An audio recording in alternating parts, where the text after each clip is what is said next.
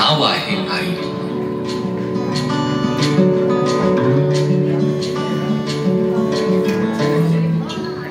नारीमुळे माणसांची आहे जगभर कीर्ती. ती जन्मभर असते त्यागाची जिवंत मूर्ती. घडवत गेली पिढ्या स्वतः झिजली दारी. या अशा विश्वशक्तीचे नाव आहे नारी. जिच्या उदरातून जन्म घेते ही दुनिया सारी. जिच्या उदरातून जन्म घेते ही दुनिया सारी.